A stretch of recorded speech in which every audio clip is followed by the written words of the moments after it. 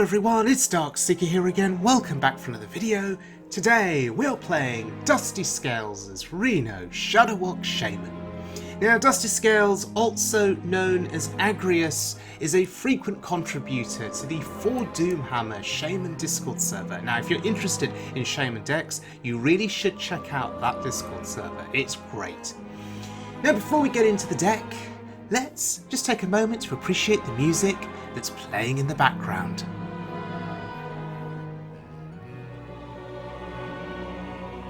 So this is the Zola theme. Zola, of course, is in this deck, and you'll hear a hint of this music in Hearthstone when you play the card, but that's the full-on theme that you can hear, and it's glorious. So let's look at some tips and considerations on how to play the deck. First of all, do not underestimate the 1 mana golems that can be generated through Kazakus. I will often make this mistake. I will often pick the 5 mana golems, and I won't give the 1 mana golems any thought. Big mistake on my part, because these 1 mana golems, they can work with the animated broomstick. Also, there's synergy with the barista. You could play 1 mana golem, play barista, play it again on the same turn. And when you think about a 1 mana golem that can copy itself, and then copies itself again, let's say after you utilise barista, think about the impact that that's going to have in the late game when you play the Shudderwock. Think about those battle cries that are stored up. And the 1 mana golems, the 1/1 bodies, can get freeze, lifesteal or poisonous, which can be a massive, massive help against aggro, or particularly against Darkglare. Tip number 2. Do not be scared of aggro. This deck has lots of good ways to clear aggressive boards. So there's Flurgle and Toxin, my favourite combo in all of Hearthstone. Alternatively, there are spells and minions that can have a massive impact across a wide board. So there's Devolve, Maelstrom Portal, Sandstorm Elemental, Lightning Storm, Hagatha's Scheme, the Lurker Below. So those can impact big boards, wide boards, lots of minions at once. But then you've also got spells that can target, single bodies, Serpent Shrine Portal, Storm Strike, and Tidal Surge. And of course, do not forget that there is Zephyrus, and Zephyrus can offer you great flexibility, a mass board clear, or it can offer you Hex, for example, to target a single minion, especially good against Big Priest, I think. Tip number 3, combo decks. How do you beat them? Well, combo decks are your hardest matchup, your worst matchup by far.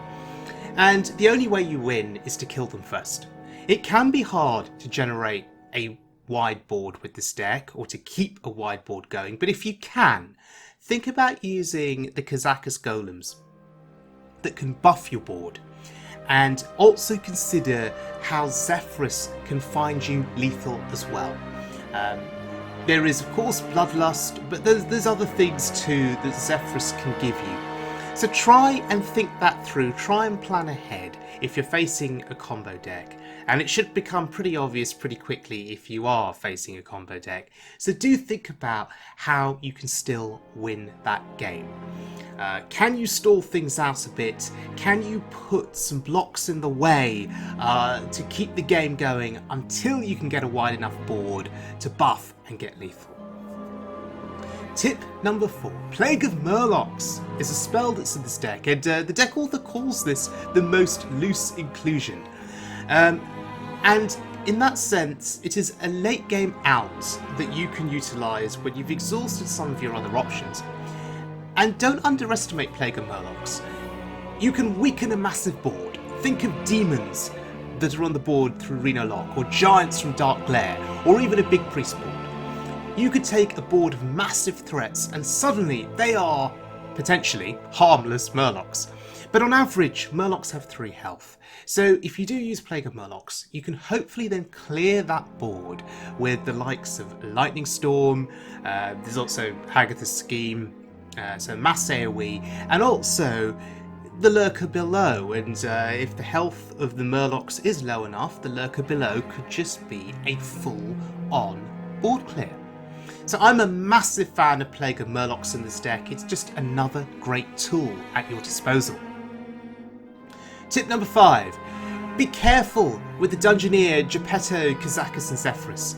Think about what these cards do to your hand size and what they do in terms of card draw, what they pull from the deck, and think about how that impacts you later in the game when you play the Shudderwock and those battle cries are replicated. You may put your Shudderwock bouncers in more jeopardy if your hand is now full of minions and spells or wishes that have been drawn or generated because of Dungeoneer, Geppetto, Kazakus and Zephyrus. So think very, very carefully. As the deck author says, draw and bounce with caution. I love that quote, it's brilliant. Only go in when you are sure that your draw isn't going to ruin the Shudderwock. Because after all, that's what we are going for. We are going for late game Shudderwock plays, and we want the Shudderwock plays to be intact. We want to get our value from the Shudderwock, so do be very careful. And finally, we talked about combo decks being challenging. Think about combo disruption then. Dirty Rat is in this deck. It can help. You could bounce the rat with the Zola or Barista if needed. So you may be able to get multiple goes with your Dirty Rat at disrupting a combo. And of course, Dirty Rat battle cries can go into the Shudderwock pool too. So consider the impact that may have in the late game. Is pulling something onto the board a good idea? What if you can't deal with it?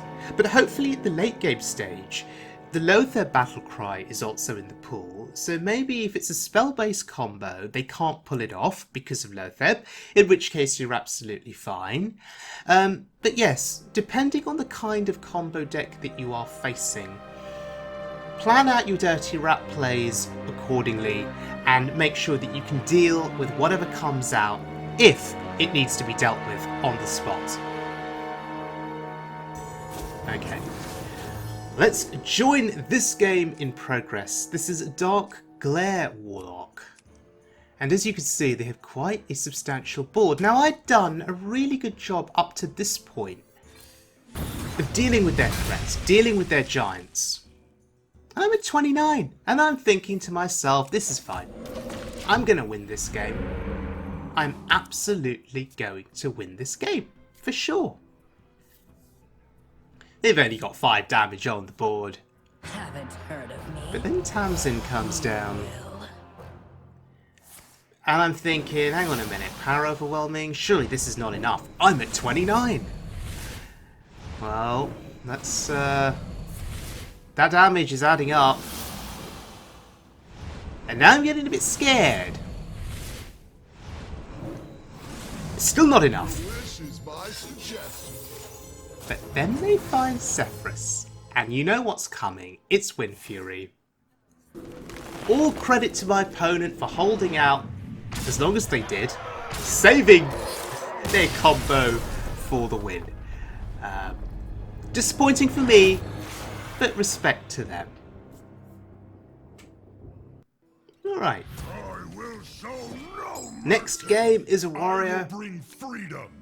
I like their name, Diesel. Great name. Okay. So, the first thing going through my mind is it Pirate Warrior? Or is it something else? I'd expect Pirate Warrior. I think it's what I see the most on Wild, but it could be something else.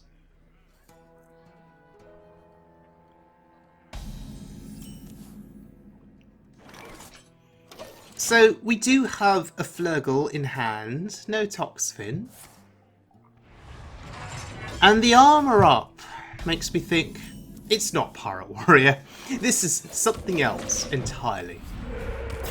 So if this is a slower warrior, I guess I'm okay with that.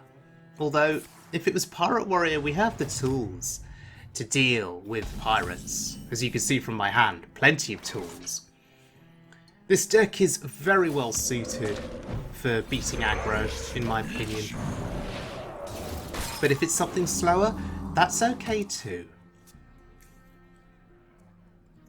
Although I have less experience against slower decks, and when you get to those late game turns where you have to start thinking things through, That's more of a challenge for me.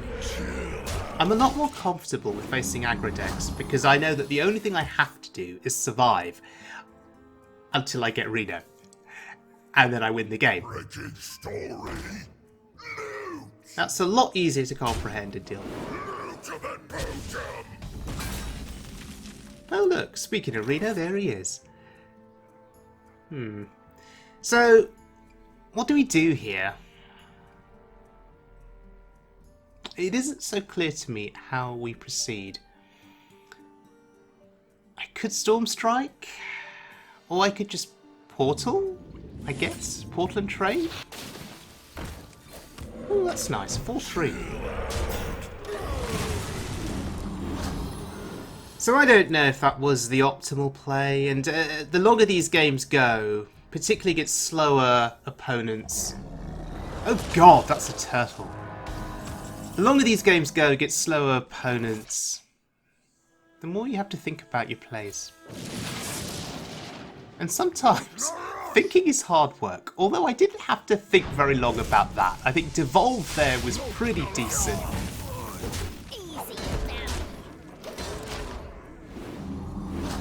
Alright, no turtle for them. Meanwhile, Hagatha's scheme is growing in power. Oh god. Oh no, Mutanus has disrupted my favourite combo in all of Hearthstone. So, no Toxfin Flurgle combo for us. That's unfortunate. Easy. But the trade there is beautiful, actually. Very precise. Alright. I should be grateful that the Shudderwock was not neutralised there by Mutanus, and I should be happy that my Reno Jackson is still intact as well. This could have been much, much worse for me. Continuing to admire that Hagatha's scheme as it grows. I'm a big fan of that spell, by the way. Absolutely love it. Okay, so... This is not what we Oh wow, Talon. Interesting. This deck is starting to look like a Reno deck. They play Talon. What else would it be if it was not a Reno deck?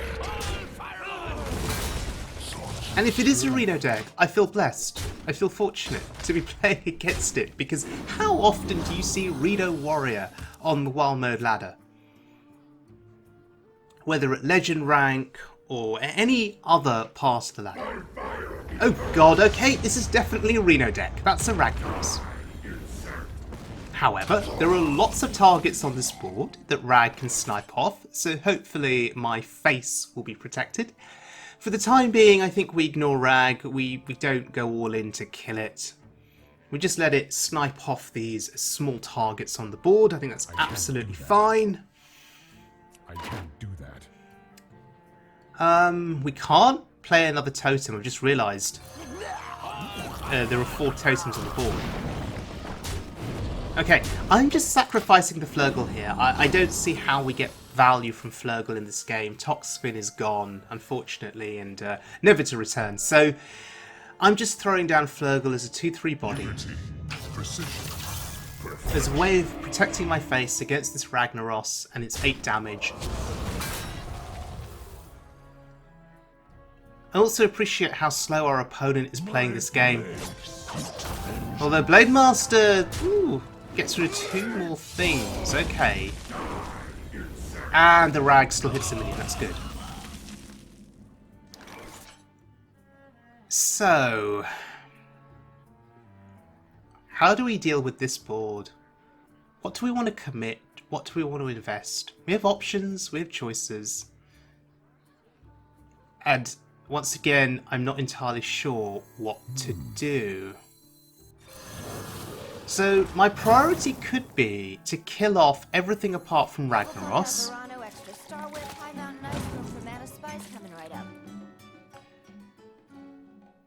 So, can I accomplish that through this? Okay, I got confused for a moment. So, Lightning Storm, trade is a full clear. Okay.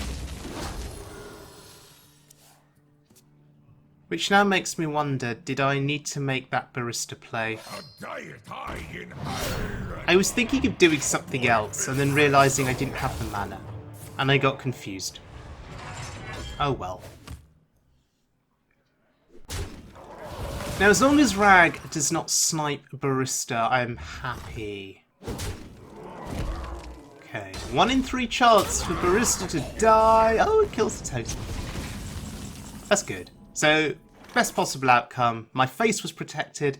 Barista was protected. We're happy. Okay. So, are we going for a similar play here? Remove all of the minions from the board apart from Ragnaros? In any world, would we commit the Haggath's scheme? I don't think so. Given that our opponent seems to be playing a Reno deck, I think Haggath's scheme is going to have more value later on. So I think we need to hold out. And we're sticking with the strategy of clear everything apart from Rag. And actually, at this rate, we're going to be able to trade a minion into Rag and kill it off. So we won't need to use Haggath's scheme. The Rag is severely weakened, 2 health. Now that card draw is scary. As if our opponent needed any more cards or any more value in that hand.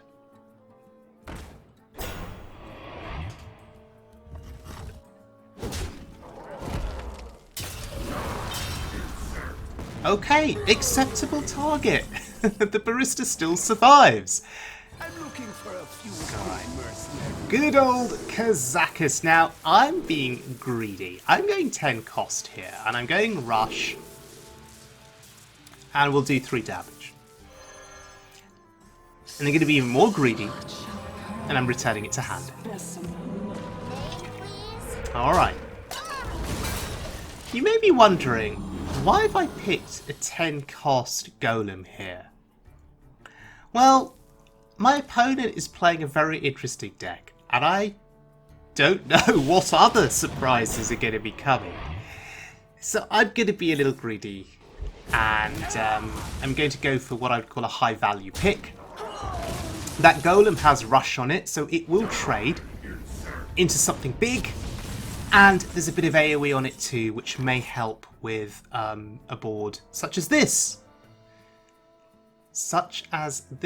But the lurker below. Ooh, so much more tempting. Because it's the lurker below, and I just love that card and I want to play it. I'm looking for a few. But first, let's do another 10 mana Golem. Rush does seem good, and a copy of that seems great too. Alright. Goodbye to most of the board. More importantly, goodbye to Ragnaros. It was nice knowing you. I'm holding back on my 10 mana golems.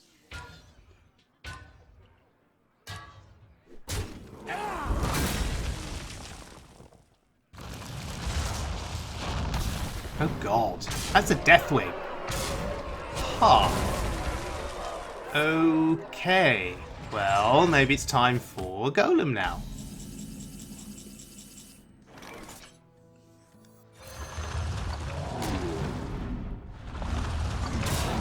Okay, we're still left with a 10-10 on the board. I'm pretty happy with that. And that's going to be pretty difficult to remove. Oh, bloody hell. So, the N'Zoth value on that is insane. They've got a Ragnaros, a Deathwing. Broomstick. Oof, that's going to be really painful.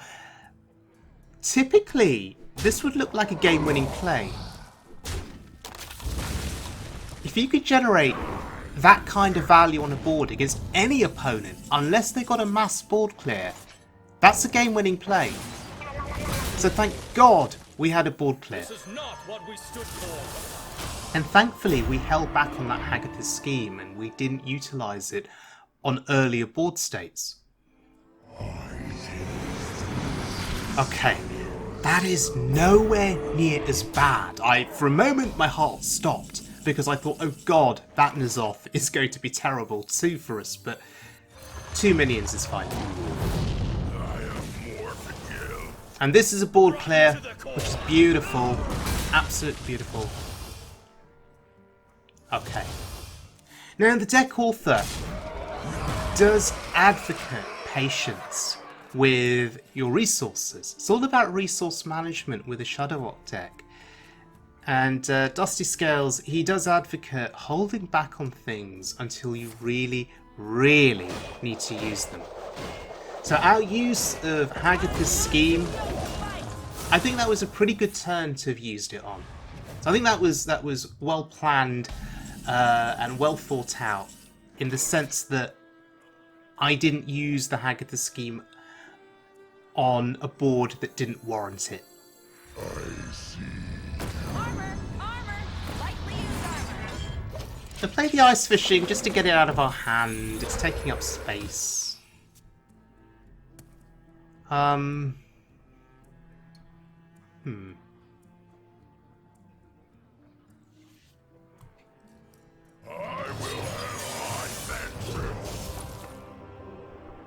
Interesting.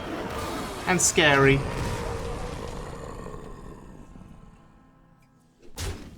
Okay.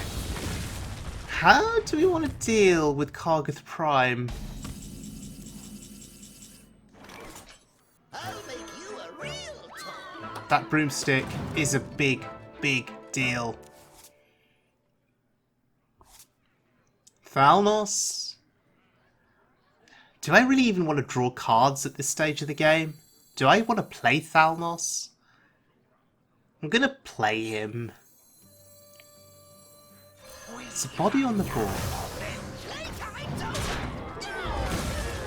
And I'm curious to see if the opponent sees the Thalnos as a threat because of the spell power, trades into it. Or if they'll commit something more to kill it. Oh god, that's the second one. Trade into the Thalnos? No, trade into the Broom. Interesting. So you don't want to give me card draw, is that it? Or am I reading that completely wrong?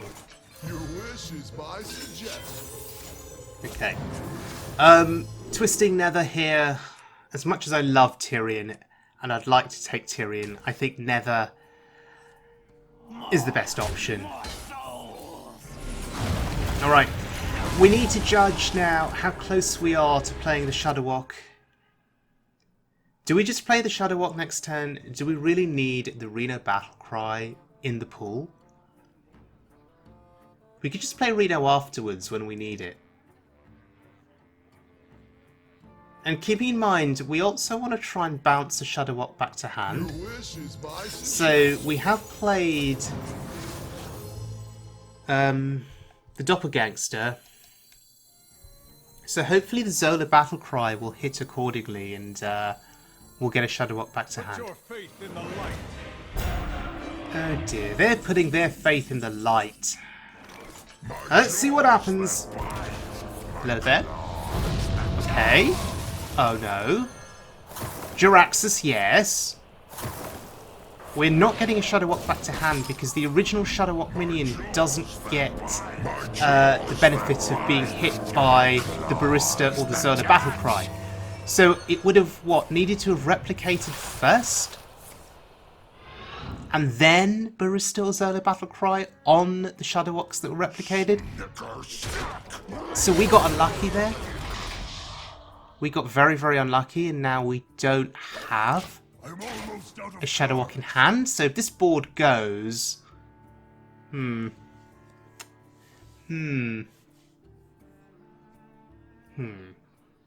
try to keep yourselves alive. Alright, goodbye to the board. Oh no, that's really bad. So, our saving grace here is simply, you face Jaraxxus.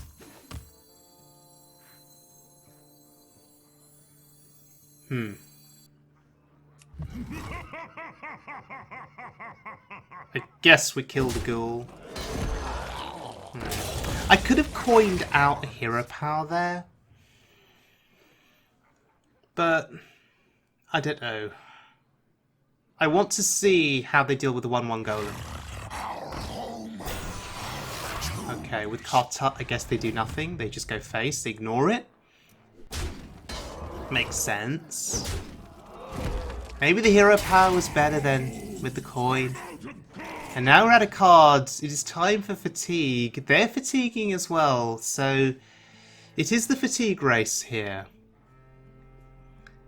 And on this front, how do we deal with the board? We have a tidal surge, which I think we have to incorporate here, but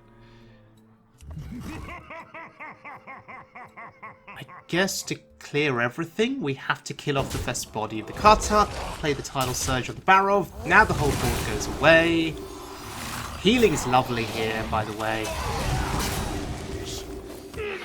Inferno! Nature waits for no one but Absolutely love and adore that hero power. Now, they're taking fatigue, but look at the armor count. 38 armor. That is a lot of fatigue damage that they're going to need to take in order to die. Do we just die first? We have Reno Jacks in hand, but wait a minute. They're a Reno deck too, right? So they have Reno in hand, I assume. Which means they just win the game. Wait a minute. 3 fatigue. They are taking extra fatigue. How interesting. Now, does that change anything? I'm taking 1 this turn. Okay.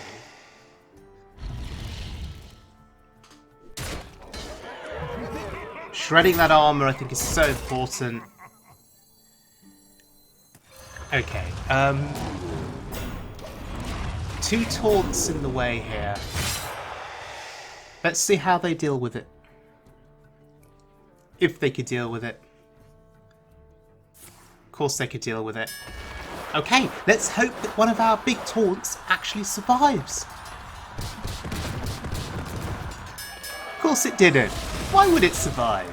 Why would we get lucky at this stage of the game? And this is worrying. We are very nearly dead. This fatigue damage now is going to start adding up. That's 2. Plague of Murlocs feels so bad on that. But we have got really lucky there. We got a 1/1 Murloc for our opponent. It could have been so much worse. It really could have been so much worse. So, for me, it's a case of needing to use Reno Jackson very soon. But now I'm thinking of something else. I've got 4 cards in hand. One of those is Reno Jackson. So, let's try our luck with the Dirty Rat. Oh, they're not going to be rich now. Inferno indeed. Get wrecked, sir. That's it. That should be it, right? They can't heal. And I have Reno in hand, so I'm not going to use my Reno just yet. I don't think there's anything in their hand that could kill me at this point, even with the fatigue damage I'm taking next turn. So in case they've got a board clear here... Oh, Warpath, that is a board clear? Or near enough a board clear? So yes, in case they had a board clear, I was holding back on the Reno. I will commit the Reno next turn. But this is not a full board clear because one of those 6/6s is going to survive. It's a 6/1, but it's alive, just barely. It's going to do 6 to the face.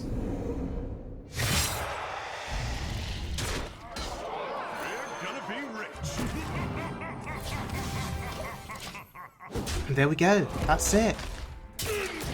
That is it. So we got lucky.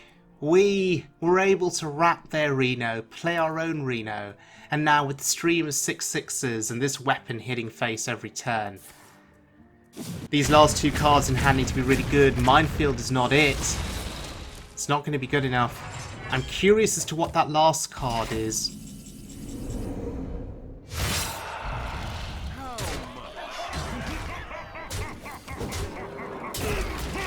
Okay. Respect to our opponent for playing Reno Warrior and for playing it well.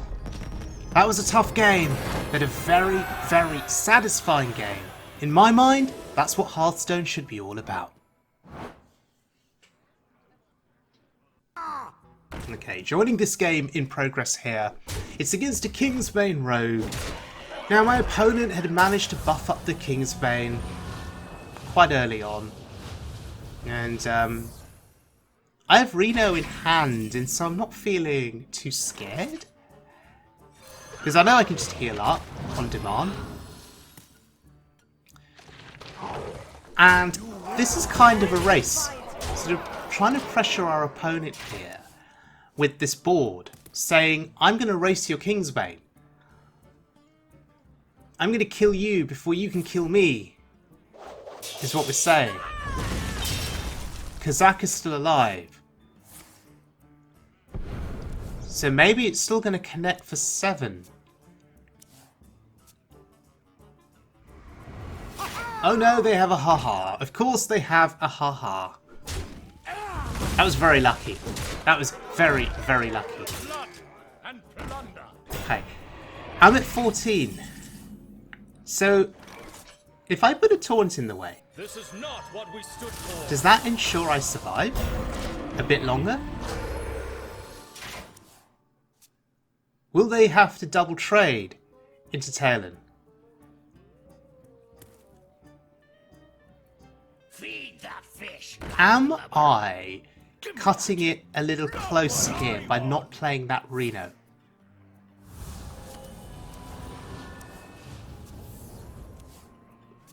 The idea is to get them to commit as much damage as possible into my face without killing me, get me as low as possible, expend those spells, expend those hits with the Kingsbane, expend those minions. Then I clear the board and I play the Reno, and then they've got to start all over again from scratch.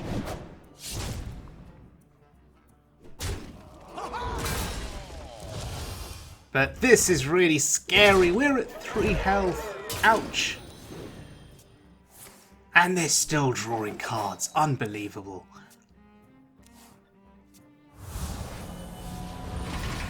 Okay. We have to Reno here. There's no way that we avoid playing Reno. We have to play it. We're gonna be rich. Alright. I'm going to also devolve this board. I should have devolved first. But I didn't know that I wanted to devolve early on. I was going to just play the hero power, make a totem, but I think the devolve was better there. Just to get rid of that pirate that will buff their weapon when it gets played.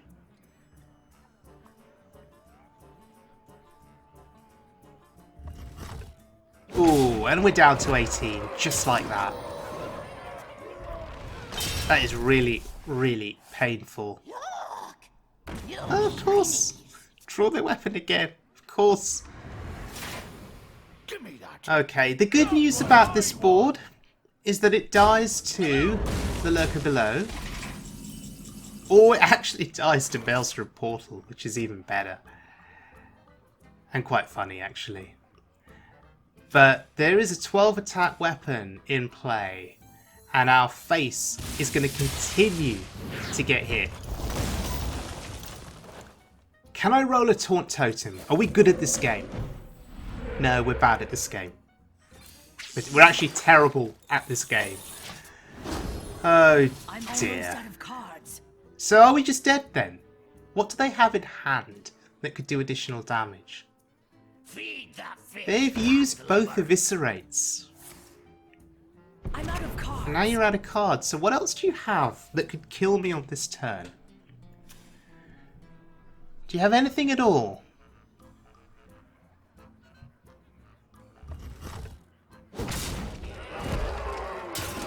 Ooh, fatigue.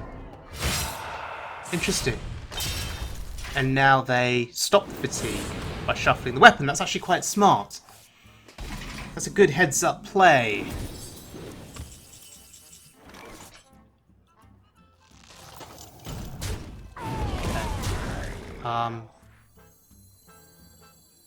Yeah, I think that we have no choice here. We have to play it. Armor is good. Reno is good. Kazakus. 1 mana. Lifesteal. Okay. Alright. Happy days. So, play the Shudderwock at the right time and guess you win the game. Okay, we're joining this next game in progress. This is an Evolve Shaman that we are facing, and Kazakus Golem here. I need to look for something that will save the day. Our health total is incredibly low. We've not drawn Reno.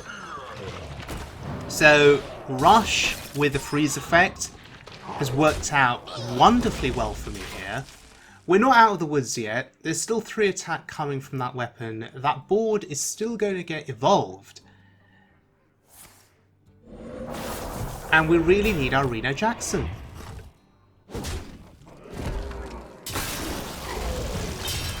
Ooh, now is that interesting? The Gunspire. But, ooh, that could actually be quite dangerous. If we AoE that board, that Gunspire could end up doing damage to my face. And we certainly don't want that. So, what I'm going to do, and Sharazin not too fussed about if we can kill it, but what I'm going to do is clear a minion and Plague of Murlocs. And I'm going to hope and pray that this works out. Okay, it does not work out. They have a 5 health Murloc and a 4 health Murloc. That's terrible. I was hoping I would get 1, 2, 3 health Murlocs, then Lightning Storm the board, and we could even mop up with Sandstorm Elemental. Although we should still be alive, right? We have seen both weapons get played. So unless they're running spells as burst in hand, we should be okay here. So I actually don't know what I'm doing on this turn, except putting stuff down on the board. Getting a Taunt Totem is incredibly relevant. It's going to allow us to take a little bit less damage, hang on for a while longer. But yeah, just getting bodies down onto the board there. Evolve! Oh god, it's the turtle! And they're putting their faith in the light! Oh no, this is giving me flashbacks from a previous game. Oh, Turtle and Tyrion. Oh dear lord. Chill out. Okay, so what do we do here? What do we do here?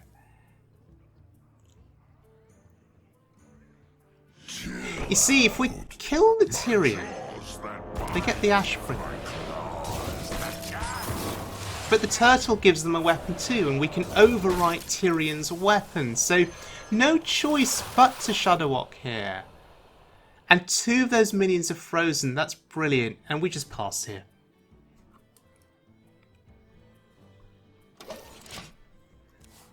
The objective is to kill the Tyrion and then kill the turtle. That's what we are trying to do, and we are surviving on this 7 health somehow. 7 is now about to become 3. Ouch. But yes, that was a desperation Shudderwock to try and freeze 2 minions, and it worked out. Talon is a huge pickup, but first we need to kill the turtle and the Tyrion. Lightning Storm sounds like a good start to that strategy. I almost want to roll a totem and hope it's a spell power totem, but then I realise that spell power totem is no longer in the game. Thank you, Blizzard.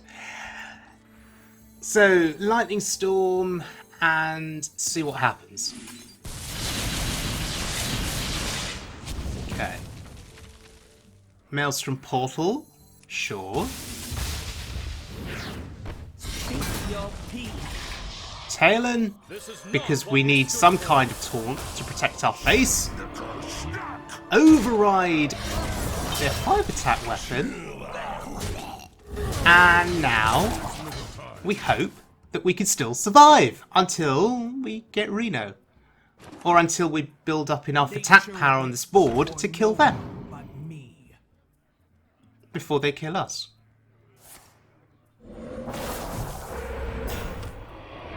Evolve into nothing of consequence. I don't think they're going to be able to get through my board. We don't have any kind of lethals, so we will simply trade.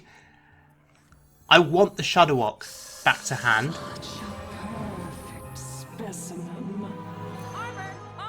Armor is a massive deal here. And I think that at least has all but ensured our victory. Can we get a Taunt Totem, please? No, we can't. Okay. Right, this 7 health, including armor, should be sufficient. It should be enough. Interesting that we still don't have lethal on this board. If I'm counting correctly. It's 1 off. Yeah.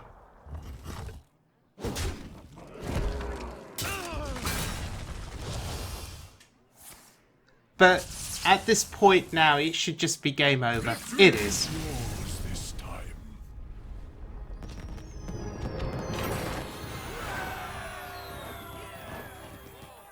Alright, ladies and gentlemen. So, Shudderwock, Reno, Shaman. What is that Reno Shudderwock Shaman? A massive thank you to the deck author, DustyScales, for this deck. DustyScales, also known as Agrius, who is a top contributor to the For Doomhammer Shaman Discord channel. If you've got any questions about this deck, if you've got any questions about how to play it, if you've got any questions about how you fare in certain matchups, if you've got any questions about card inclusions, card substitutions, decisions for including certain cards over others, then please leave your questions in the comments section below, and the deck author will get back to you. I've had a lot of fun playing this deck. It's a Shudderwock deck, and as you know, I'm obsessed with the Shudderwock card. My Shudderwock playlist on YouTube continues to grow, so this deck adds another video to the playlist, which is absolutely brilliant. And I think I'm just continuing to look for more Shudderwock decks that I can play. Now, what do I love about this deck in particular? There's a couple of things. Firstly, Kazakus Golem Shaper has been tremendous for me in the small number of games that I've played with this deck, with just over, I think, a 60% win rate. Kazakus Golem Shaper has been an MVP card for me. I really like it in this deck. Now, I know there may be some debates over whether Kazakus is a good inclusion. Are there other 4-cost cards that you'd want to include instead? But it's been a saviour for me in different circumstances, and the flexibility offered through the different choices that you get with the golems, right? So the lifesteal, the rush, the freeze effects, they've really helped, and particularly where those freeze effects have been copied into the Shudderwock, I think that's been a big deal. So I'm a big fan of Kazakus in this deck. Another card that I really love is the animated broomstick. Now, I have made the mistake of underestimating the broomstick, sometimes even forgetting that it exists in this deck, and then realising that I've got it in hand and that I can actually play it and it can actually do something productive by giving my minions rush, giving me those trades with whatever else is on the other side of the board. Yeah, I forget about the power of the broomstick, and one thing I need to work on is being more aware of it. Particularly with that battle cry. That battle cry can go into the Shudderwock pool, and then imagine having a Shudderwock board with the replicated Shudderwocks, and they've got rush. That's a massive deal, and something that could just be game winning in the late game, if you need to trade your Shudderwocks into whatever is on the other side of the board. So yes, let's make sure not to underestimate the power of the broomstick. So, thank you very much for joining me, everyone. I hope you enjoyed this video, and I will see you all again very soon for more Wild Mode fun. Until next time, please stay safe, please look after yourselves, and as always, please be good to one another.